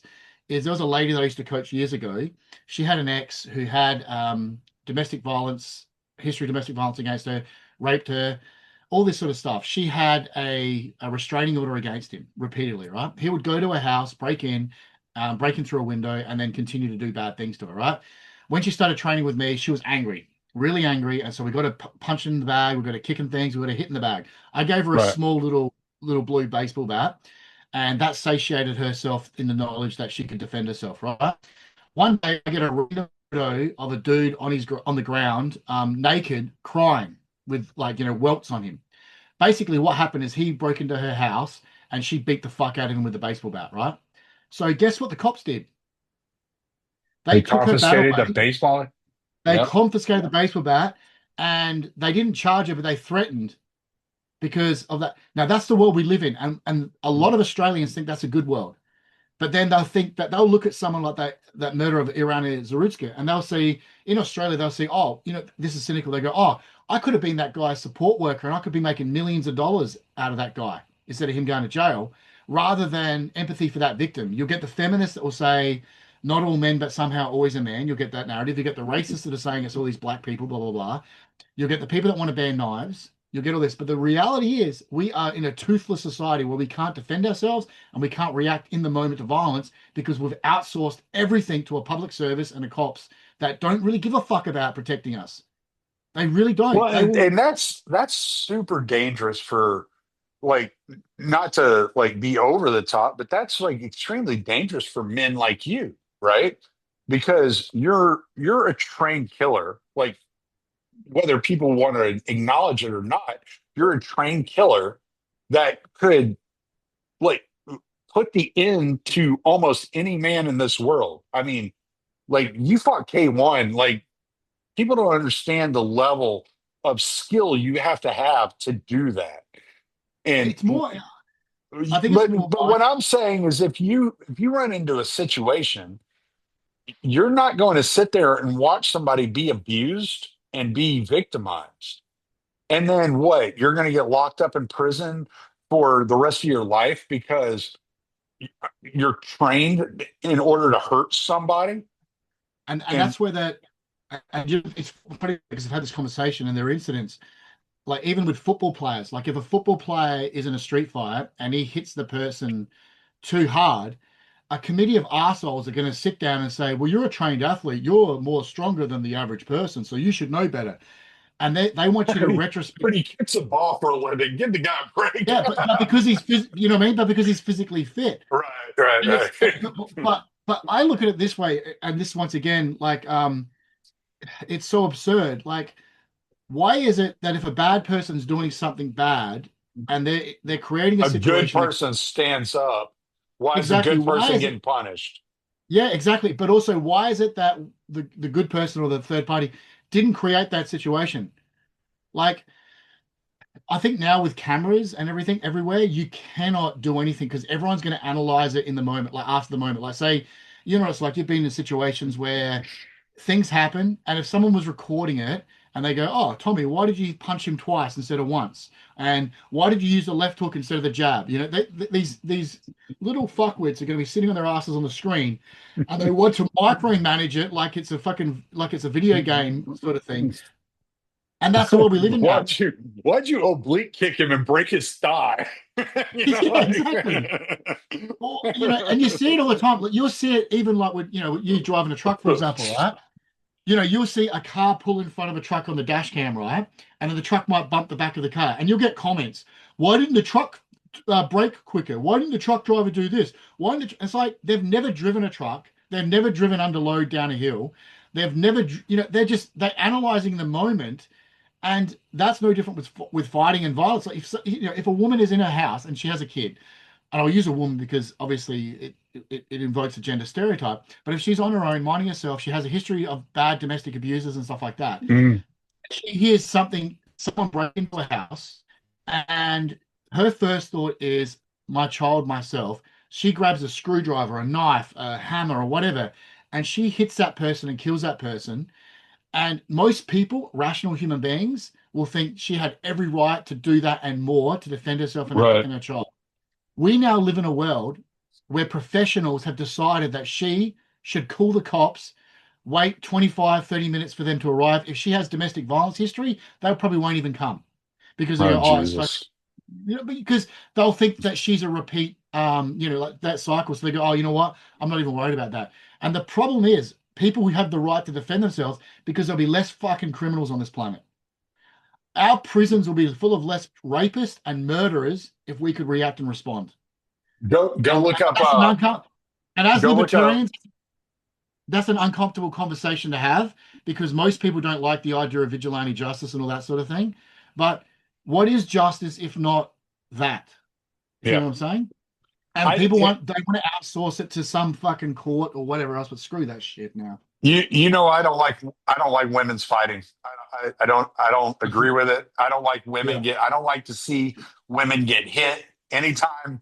Like there's this weekend there's a women's fight coming on, and That's I fine. will use the bathroom. I will go get me another beer. I'll find something to do instead of watching two women beat the shit out of each other. But Yeah. there was a story that came out a couple of years ago of a women's UFC fighter, Pollyanna Viana, where she got mugged at a bus stop, and she's sitting at the bus stop in Brazil, waiting on the bus to show up, and this guy's trying to mug her, and she beats the fuck out of this dude, and she's a little bitty thing. Like Pollyanna Viana, she's probably like 5'2", 115 pounds. She's a little thing. She beat the shit out of this dude. Left him there. She was holding him down. She had his arm crooked behind his back, eh, hand up behind his neck, like his arm was in such a freaking sitting on his back, like in a freaking mount position, waiting on the cops to show up. Beat the shit out of this dude, broke his nose, and then freaking just mounted him and held him to the ground until cops showed up. Good for fucking her. I'm all about women being able to defend themselves. I just don't like seeing women get hit. I don't care if it's No, by other women. I'm just uncomfortable with the whole situation. I don't like it. I've cornered ladies in fights, women versus women. And I, even then, like, I think they should have the right to do it, and I love it, and that they can do it, and I'm all happy for it and all that. But there's a sexist inclination in myself, and I'm sure yourself too, where like sometimes if I have a mate who's fighting a dude, right, and he comes back and he's got a black eye, he's got a blood nose, that's part of the job, right? But when I Right. see a lady come back with a bruise from another lady in a fight, I don't feel comfortable with that. Yeah. I'll still help them, I'll still support them, but I feel there's a discomfort. So I get what you're saying when it comes to watching them fight and stuff like that. Oh, bare knuckle is the worst. Oh, Watching them bare girls knuckle, fight bare knuckle it's is the worst. It's the hard. worst. I Yeah, love bare knuckle. I love watching bare knuckle. I cannot watch two women fight bare knuckle. Gives me yeah, the heebie-jeebies. I'm like, there's something yeah, so wrong about this. I don't want to yeah, see it. You know, yeah. No, I get it. I there's completely that famous photo that goes around. That chick's face is all out of shape and another warped. one. Yeah. I'm like, oh, dude, no, She no, looks I don't want to she looks see like it. a Ferengi. Yeah, I know. Yes, That's just yes, preference. Like, that's our preference. We're allowed to not want to watch it because there are plenty of other sports I don't want to watch as well. Like, what I mean, male and yeah, female. yeah, Uh, but yeah, no, I get it. But yeah, yeah. I yeah, just can't. I can't do it. It's just it bothers me. My wife won't even watch women fight. You know, yeah, because I was watching UFC when back in the day when Dana was saying women will never fight in the UFC. I've been watching yeah, UFC that long, like a long yeah. time ago, way before Ronda Rousey. And so it's like to me, it's like, yeah, they shouldn't be there, and then they're there, and you're like, I don't like this, man. And then you had that situation with Fallon Fox. Oh, But with Fallon Fox, right? And I've sort of written about this she as broke well. that girl's head, man. Yeah, She but broke that but girl's head. also It's but also like, like I think this. Like, I got a nuanced perspective on that. One, another a cis biological chick also beat the shit out of Fallon Fox. So people always possibly, forget. but that one girl that got her ass beat, She got Yeah, her but whole head yeah, broken but from that yeah, I know, but that's not because Fallon Fox is a trans, because like Lucia Riker and Kathy Long and all these other females, they did the same thing to chicks too. I think the trouble with female fighting is often there's more there's less females fighting, so any female that wants to fight is an anomaly. So you'll get mismatches like that. And then Mm. what? But my thing with Fallon Fox, right, is if a lady says, "I don't care that they are trans, I'll fight them anyhow." If they know going into it, I have no Exactly, issues with it. exactly. Yeah, if you know That's going my thing. into it, like, yeah, you do it, you're an adult. I don't have to watch it. I don't have to like Because it. But what I hate about I'm not gonna argue that you don't have the right to do it. Like, whatever. that's right, and what I hate about combat sports in general is there are governing bodies and outsiders that are telling us fighters what we can and cannot do with our body. Like you have, especially now in fighting, you have like lists of things you can't consume. You can't have. Sometimes that's for your own benefit, dude. But yeah, but I'm a human being. I have seen Frankie Edgar suffer too much, and he's about to go Yeah, in but and fight don't in watch. bare knuckles. But that's the thing. I'm not going to Yeah, watch it. I can't. exactly. I've I'm the watched same. him in the UFC get destroyed for the last Yep. four fights. The guy has no business being in there. There's no But reason that that's Frankie but Edgar that's should be fighting. I know, but that's the thing. That's the choice, right? That's like that's his choices to do that. I don't want to see it either. I don't want to see. I won't even watch his interviews talking about it because Yeah, I I'm know. I so get it. against it. I love Frankie Edgar. He's one of the greatest fighters like I ever. If you put like when BJ Penn went and fought heavyweight, he had no business being in there doing that. Like his career was over. Like there are sometimes like this last fight with Luke Rockhold fighting Darren Till. I told you I didn't watch that fight because like Yeah, some of these guys need to be protected from themselves. And yeah, but I don't like that. even But that former fighters, paternalism. But yeah, but I, as even a former fighters will talk about it. Like yeah, Josh but that's Thompson not will all even form. talk Yeah, but about that's not. that. But that's I agree. Look, I if I was his friend, I would say, dude, don't fight. Yeah. Right? I don't want a system in place saying that he can't fight. Yeah, You know what I I mean? get that. I get that. But I don't have to watch like No, you. That's exactly some right. of That's my your choice not to watch it. heroes Yeah, go out there and get and I'm the because fucking I see. meleeed for I no don't. fucking reason. I don't drink and I don't smoke, right, and do drugs. But I've been Oh, around plenty of I people. drink a lot, so Yeah, like yeah. But my point is, I I got you, dude. no, no, no. But my point is, right. But I've got like family members who have died from alcoholism, right?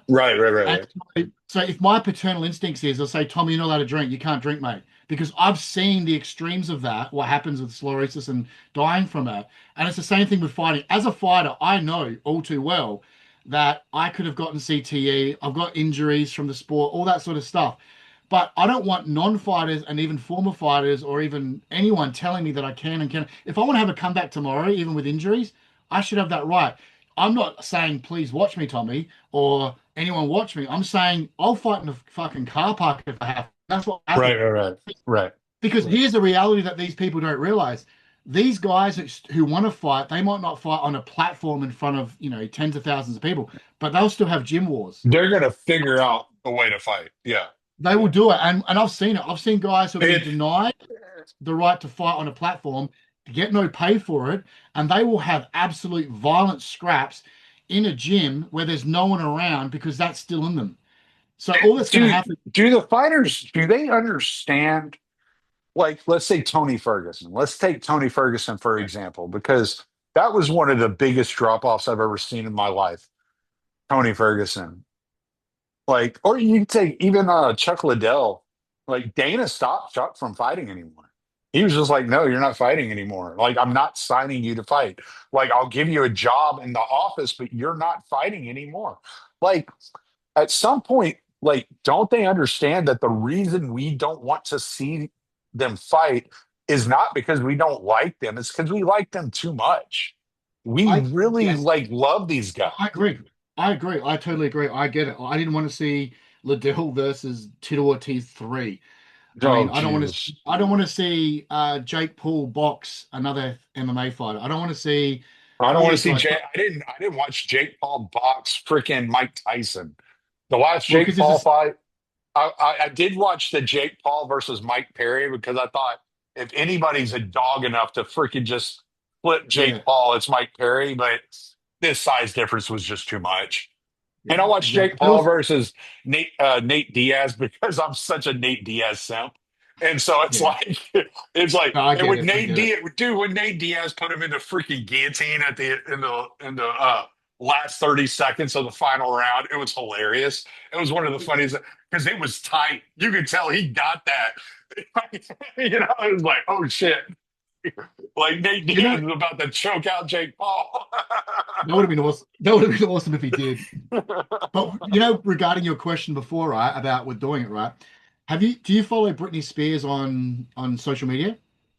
No, I don't do What social about media.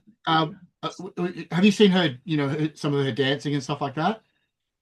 Back long time ago. So, and well, what about Corey Feldman? You seen much of his music and stuff like that? I heard he was in a band. I don't know anything about his band though. No, like I What can't say I do. what I'm getting at, I really don't look at social media, so I really don't have a clue what they're doing. you're a better man for it. But what I I'm getting at, fucking right? hate that shit. It makes me so angry to look at. Oh, Like dude, I that, get it. I've I looked get it. at it for It's the past 2 days just because of the Charlie Kirk story, but I usually I don't pay kind of any attention to it. I sort of rationalize it like I really don't like being on social media, but I rationalize it that I have to do it for the writing because you've got to write about things that are, out there. And it Pertinent, yeah. Yeah, and I could feel the brain rot. But what I'm getting at with like these two people, right, is you have like her and Corey Feldman, they're both child actors. They were driven all their life to do a thing, right? They had Mm. their prime and they had that thing. But then what comes afterwards? Now, the same thing happens to a fighter, right? They don't get to go, most fighters don't get to go off and be a Chael Sonnen or a media pundit and stuff like that. They don't get to have a good career selling cars and all that. All Yeah, they know is training and fighting, and that dog doesn't die. I tell you right now, yeah. that dog that got you there don't die. Just because your body's broken and your mind might be with it, but that spirit remains.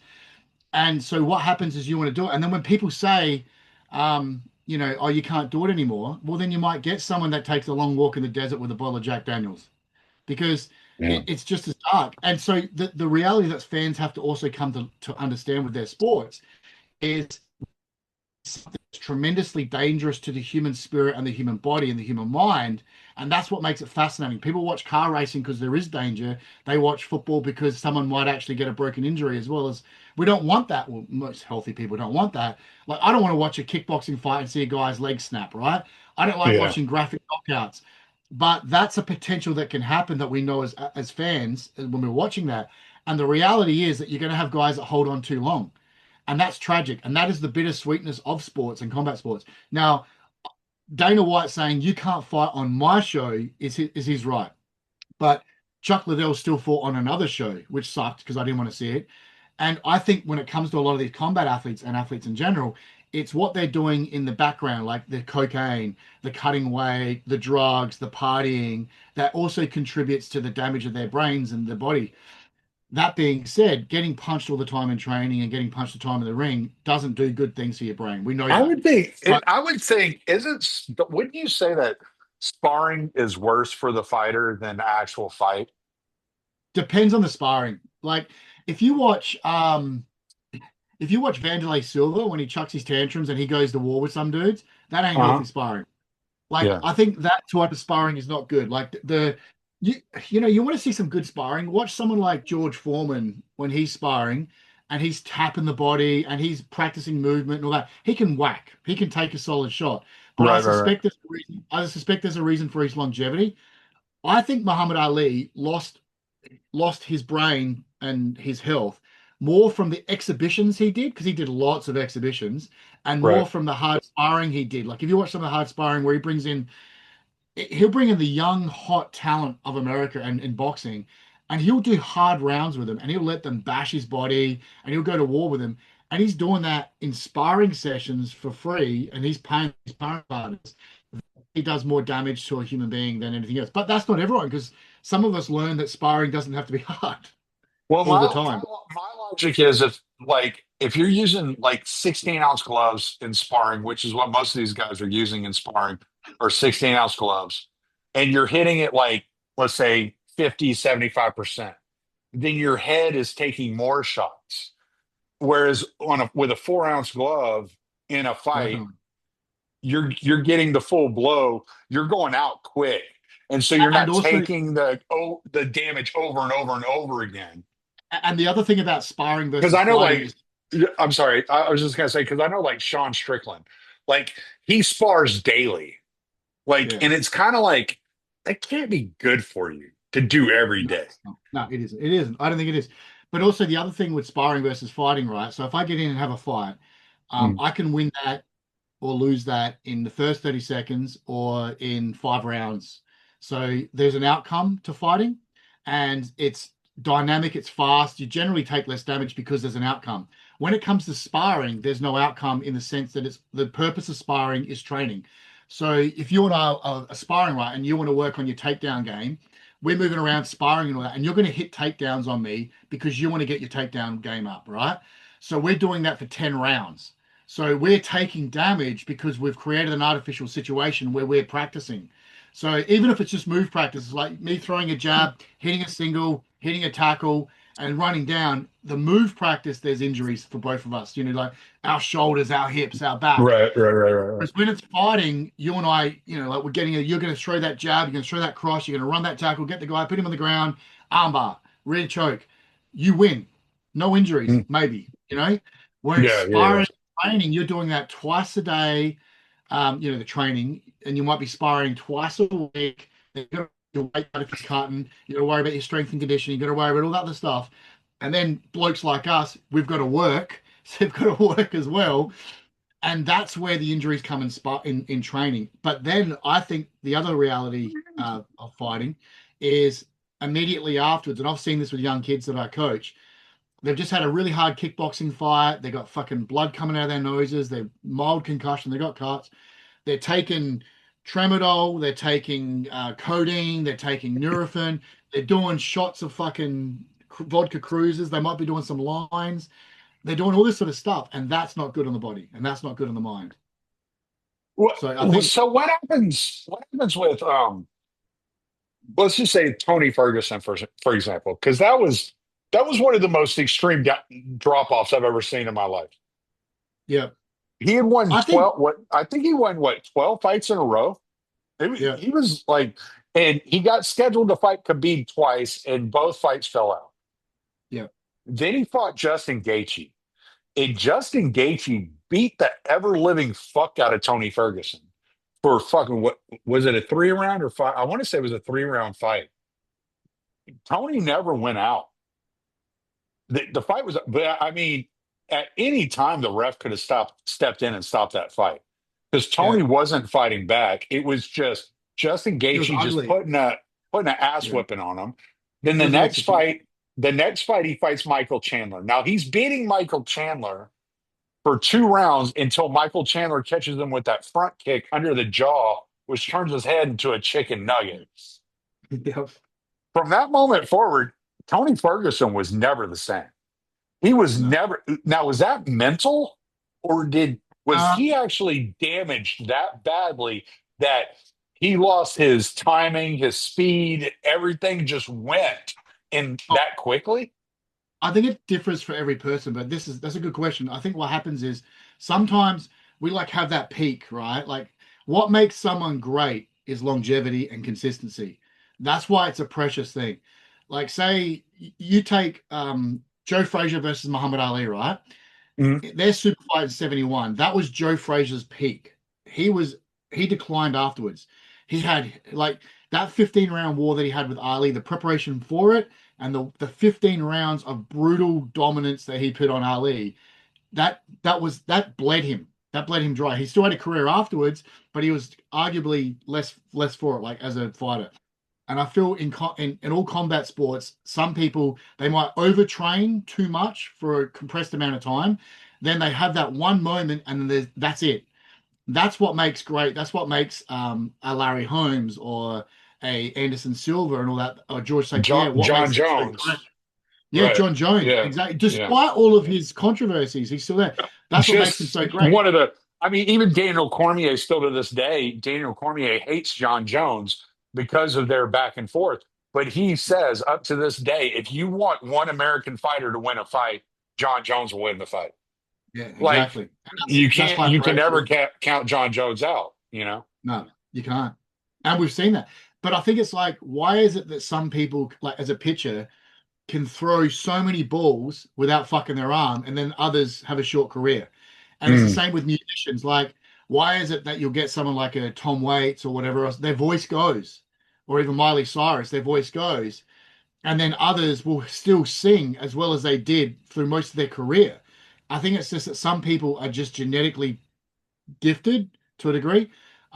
There's just they train better, they prepare better, they have better longevity. That's why I think it is. And so Tony Ferguson is a cautionary tale. Sad, like it does. It destroys you. It can destroy you. Like it's you don't trust. devastating. You know yourself, right? As we get older, there are things that you might be driving right. You don't jump out of the truck like you did when you're 21 because you don't trust your body because you know injuries and soreness. It's no different when you're fighting. You'll get in there or you'll be training and you go, all right, my elbow's a little bit sore, so I can't throw a left hook off the jab like I could used to. I can't get the Mm, underhooks. I can't hit that tackle. Oh, I don't want to shoot a double leg because if he sprawls, my neck's going to be sore and I'm not sleeping for 3 nights. right. All these things start kicking into your head, which changes your training and it changes your practice. But when you get in there, it's more it's more the geography of what you can't do than what you can do that dictates how you fight. And that's what's Gotcha. fucked. A lot of these top guys is like that too. Yeah, Like, because like I felt terrible for Tony because I mean he had won 12 in a row. He was on a streak. He was incredible to watch. His elbows were absolutely devastating. Some of the best elbows I've ever seen thrown in my life, except for my boy Matt Brown. I'll give Matt Brown a shout out. Like Matt Brown was a nasty motherfucker in there. But yes, he yeah, is. I still text with Matt Brown every once in a while, so I got to give him a shout out. He might listen to this and That's hear me awesome. talking about Tony Ferguson's elbows. But then it was just this fall off, and it was just like it was, and you hear people like I'll hear um like Michael Bisping or Daniel Cormier, some of these former fighters talk about the mental side of the sport, and I do see it. I see it like this. I know you're not caught up with the fights, but we can take BSD, Benoit Saint Denis, and his fight with Dustin Poirier, and he went out in there like a bat out of hell. Looked like he was going to beat Dustin Poirier. Dustin Poirier caught him with that check left, knocked him out. Like, and then he got completely destroyed by Hanato Moicano, and came back a week later, the next his next fight, and actually won a really close fight that people didn't think like he was acting like himself, but I really think he was like checking that mental state. He was getting his mind back. He was like getting that confidence back because when you get to that top level, those the top level of fighting, when you're fighting like let's say top 10 of UFC, like those guys like are coin flips. Like you watch Yeah, those they are. guys, yeah. I could take any of the top 10 in the UFC could be a champion at any point in time, and it's like very minute details that makes the difference in a lot of spots. This Now, is why I think this is so why sorry. well, I was just wanted to ask about that mental state. Like, what is it about the mindset? How do you control that? How do you deal with that going into this stuff? Because I I think think the that's mind important for people to understand going through life in general. I think yeah. mindset is so Those important. mindset's everything. I think the mentality that gets you there can also keep you there, but at the same time, this is where I think boxing does better than MMA in some regards. Let's say you're a top level fighter and then you get knocked out or you lose a fight at a high level, right? So generally speaking, in boxing, you'll have a couple of fringe fights. You might fight a journeyman, you might fight a former guy to build yourself back up. So you've been here and you've got to build yourself back up until you get back up there. So you got to Mm, reestablish your confidence. You've got to work on the things that you didn't do right because something that was working for you all the time suddenly didn't work in this fight because the other guy figured it out. So you've got to improve the game, modify your dexterity, all that sort of stuff. And so you tune yourself back up to get to that top level. Whereas in MMA, like UFC at least, it's like, all right, you lost at a top level. Now we're going to feed you to the wolves. You're going to fight another top level guy. You're going to fight another top level guy. You're going to fight another top level guy, and you don't get time to redevelop. That's where I think that happens. But also, if you are undefeated and you are just smashing through everyone, and then someone figures you out and just completely obliterates you or knocks you out, and you've never been knocked out before, you have to really start learning how to trust yourself because your worldview has suddenly been challenged because you believe that you can knock them out with your left hook, that you've got an iron chin, but then suddenly you're in that fight and you got wobbled and you got dropped and you don't trust yourself anymore. It's no Okay, different. wait. Let's touch on that for a second because Yeah. that's interesting. How much of getting knocked out is mental and not physical? I think a knockout is just reality. Like you can't control that. If you get hit with a clean shot and you don't expect it, you're out. Some Okay. people have a good chin for whatever reason, for training, mindset, and all Yeah, that. there's I no think doubt. like you look at guys like Prime Ray Mercer, he will suck up so many punches and not get knocked out. Like Yeah, what the hell, like, you know. Whereas yeah. other people are like, and then there's some guys that are glass cannons. And I think the reason why a lot of guys that are glass cannons is because when they're aggressive, they expose themselves more. So they're not defensive minded, they're more aggressive and there's an exposure to that when you're trying to attack. But when it comes to The reason I the was mind, asking is because you'll see some guys that have like this incredible chin, and they take all the yeah, damage, and then one fight it catches them, yeah, and they get knocked out, because and then every fight after, like this is what happened with Chuck Liddell, right? Like yeah, he was impossible. He had like a chin of steel. No, and then he started getting knocked out in every fight. Like Rich Franklin knocked him out with a freaking straight right, like yeah. that looked like I think it was also just like a tap, you know. I think there's two things there. Do you think it One, weakens? no, I think it's reflexes. So let's say someone throws a punch at you, right? So the camera says it. If I see it coming at me, right, and I can react, I suck up the energy of that shot. If they Mm. throw a hook, I can see it and I can turn, I can absorb it and all that. As you get older with scar tissue and your reflexes go, you're stiffer and you're tighter. And so you don't Mm. react like that. But then on a physiological level, there could be scar tissue in there. There could be something in their brain which just boom, clicks off, clicks off, clicks off. As for the mindset, like when it's a proper KO, I think you can't help that. You're out, right? You're just Um, it's like but hitting a button. yeah, that's right. And I've sometimes, heard a lot of guys say that like both punchers and the receivers of a knockout. I've heard both of them say that I didn't feel it. It just it just happened. It was just like yeah, hitting a button. And yeah, even the person delivering the punch says, and they're like, "What did it feel like to like land that shot?" And like, really, I didn't feel anything. Like it yeah. was that smooth. Like it's that good because you don't feel it. Well, the sharper the knife, the less feedback you get when you're cutting meat with it or pitting on it, right? And so Mm. if you're stabbing and it feels like that, that it's like same with a good shot. It's just clean. It just cracks. But um, when it comes to the mindset aspect, this is where it is true what you're saying. Let's say you're fighting and you're having bad things in your life and all that, blah blah blah. You have a choice. Any stage in a fight, you have that choice, right?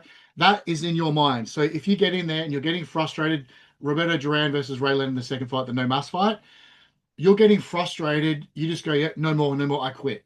Right? Now that's a very obvious one. But like you could be in there, and let's say you and I are rolling and you're constantly getting me on my and putting me on my back and you're elbowing me, doing Matt Brown elbows to my head. I'm not going out, I'm not knocked out, but I'm frustrated. And I'm thinking, you know what? I'm done.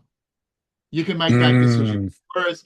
Whereas if I have that mindset, like you kick me in the leg and it Get me really, out really of hurt. here. Yeah, exactly. You just give up because Get you're a me human out of being. here. Yeah. How many days have you woken up and you did not want to go to work? Right. And you know what I mean? And you know you got to go to work and you do it, but then if the day gets fucked, you said, you know what, fuck it, I'm going home. Unfortunately, as a fighter, you have those days too. You might wake up and then you feel like shit. You're fucking just not right in the head, Yeah. and you get in there. And I have lost fights because of that, not because I intentionally gave something but there was a brain lapse. It's like Yeah. I got in, I'm in the scramble, and I wasn't on, and I got Yeah, caught. you get in the shit. You're trapped between the cage. You're his knees up against the side of your head. You're like pushed in this awkward, Yep. and you're just like, I just want out of here. I don't like Yeah. this.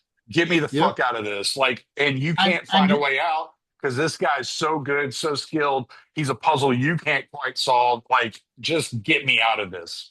and what got you there is you zigged instead of zagging, and so you Mm. end up position. But then the guy puts a guillotine on you, or he puts something on, and instead of trying to fight it, and instead of trying to work your Yeah, way out of instead it, of going 2-1 or whatever, you're yeah, just you just like, tap, tap, get me out. you just tap, Yeah. yep. And then afterwards, you beat yourself up and go, what? But you don't even think about it in the moment. You just do it. I saw And this. I I think, saw this happen last weekend, so I yeah, know exactly what you're talking about. And it's like this guy has all the skills to have won that fight, and you're like, you didn't even. It looked like you didn't even show up. no, he Because didn't, and it's you because walk of out the man. there 5 seconds in, you take a head kick, and you're like, shit, I didn't like that. Next thing you know, you're on your back, you're rolling around, you don't like to grapple, you're scrambling, getting up. You get up, you throw this freaking beautiful elbow, it connects. The guy doesn't react. He acts like it didn't even touch him, and he just freaking keeps driving you to the ground. Next thing you know, you're in a rear naked choke. You're not even a choke, it's a face crank. You're tapping, you're just like, get me the fuck out of this place.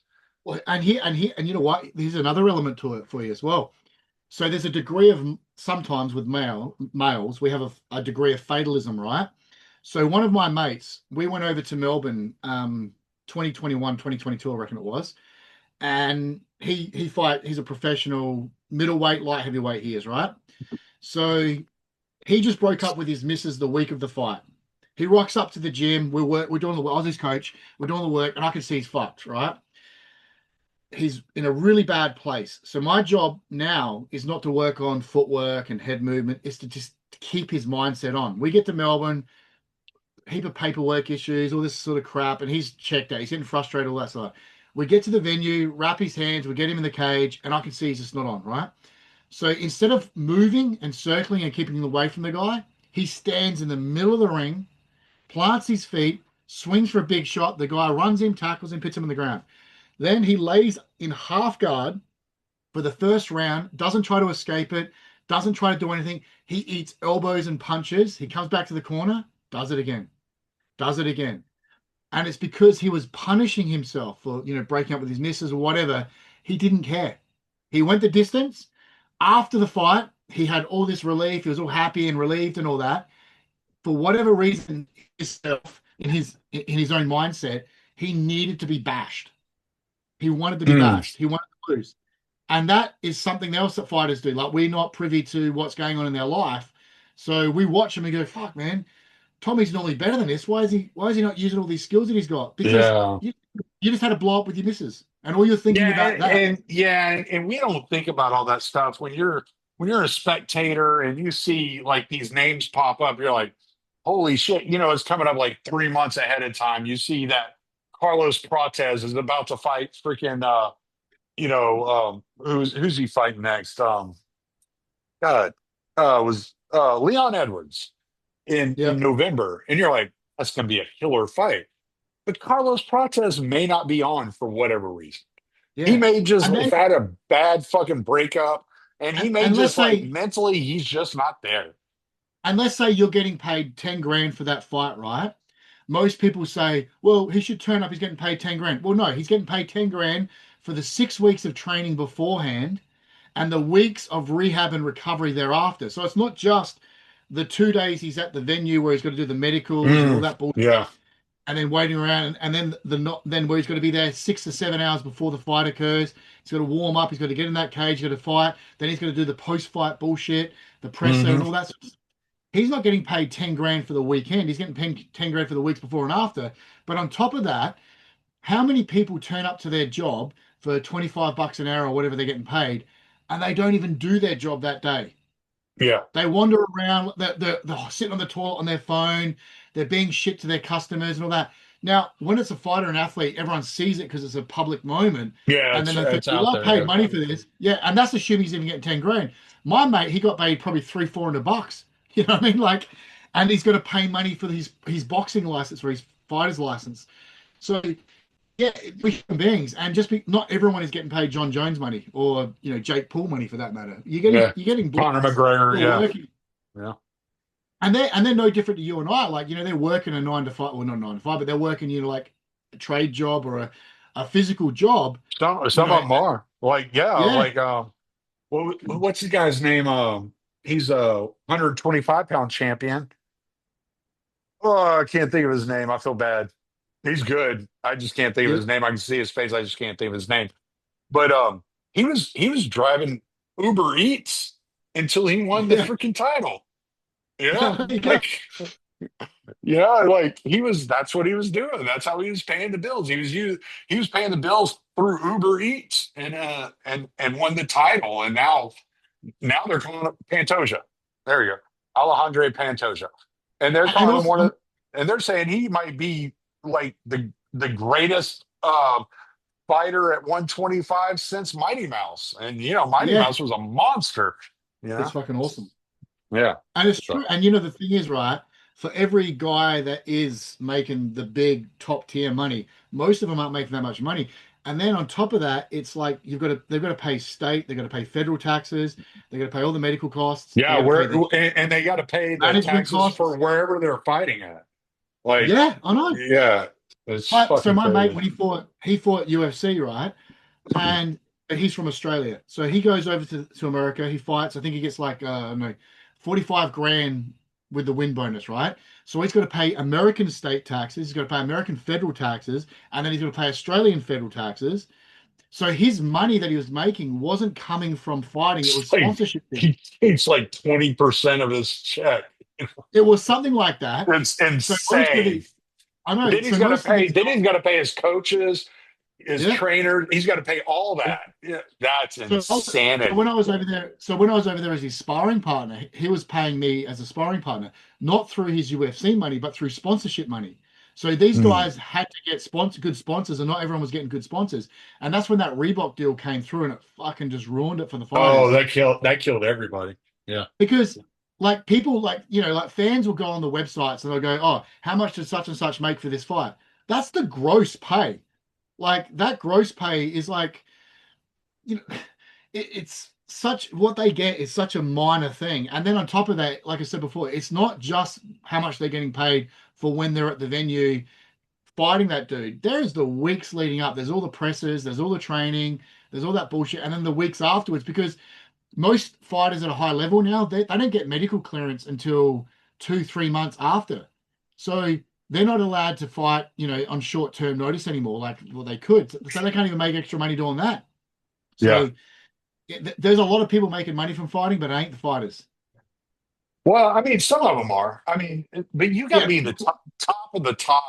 Like I the remember hearing 1% of the 1%. Yeah, yeah, yeah. I mean, you just got to be a bad motherfucker. Daniel Or Cormier you've got to was be a talking Jake about. Paul. Well, I'm thinking of like Daniel Cormier. What he was talking about when the first fight he fought against John Jones. He Yeah, was 36. He was 36 years old. He was 34 when he started fighting MMA.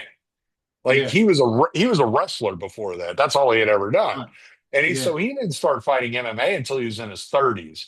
He was 36, I want to say, when he fought John Jones the first time. And he was on a 25 and 25 scale. The 25 show, 25 win. And he said he showed up expecting to win that fight. And he got home and the UFC sent him a check for $1 million and said, "This is for putting on a show." Like, brought, blase, blase. And he said the second time he fought John Jones, he was in negotiations with the UFC, and the UFC is like, well, I don't know what we'll pay you, but it'll at least be $1 million.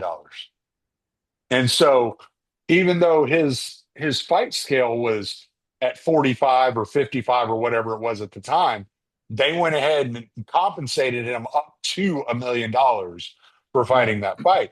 So, and there is I think this is going to go away. because I've heard some people that have former UFC fighters talk about this. There's the pay scale that you see as a fan isn't what the fighters are making. Like we don't know what the fighters are making because the UFC pays a lot of stuff in bonuses, where there's a show up bonus, a this bonus, a that bonus, a locker room bonus, blah blah blah blah blah, and they're just like they're dishing out money in the on the backside, and they're not Yeah, publicizing what they're paying. Now that they got this Paramount deal, there's not going to be any pay-per-views are going to be a thing of the past come January. Everything's going to be on Paramount CBS. I think the way that they pay fighters is going to change. And we'll have a much better idea of how the fighters get paid than we have nice. right now. Because it's a problem. I say it's a problem. It's a problem because a lot of the media covers it as if the fighters don't get paid a lot of money because the new fighters coming into the UFC are making 14 and 14 and they're on a four fight deal doing 14 and 14. Okay, fine. But if they win all four of those fights, then they made $28,000 for each fight they had. Some of them will fight those four fights in 1 year. Like you'll see it Yeah. happen. Shit. This year, Rainier de Ritter will be fighting his fifth fight of the year in October.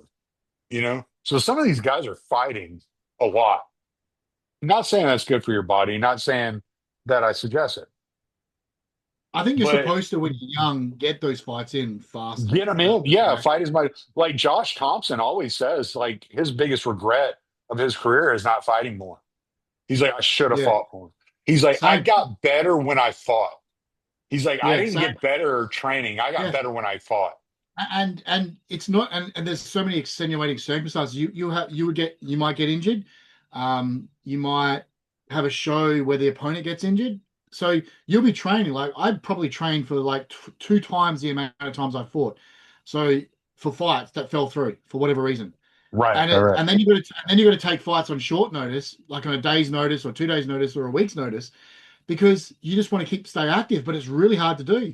Like Mhm. especially in the nascent days of MMA, like even young guys that are, like if you're a heavyweight, fuck man, it's hell hard to get regular gigs, and Well, that's like why some of these guys like that are so good, like Dan Hooker or Murad Dvalishvili, they were fighting injured. They were just like, screw it. I broke my oh, hand. I don't care.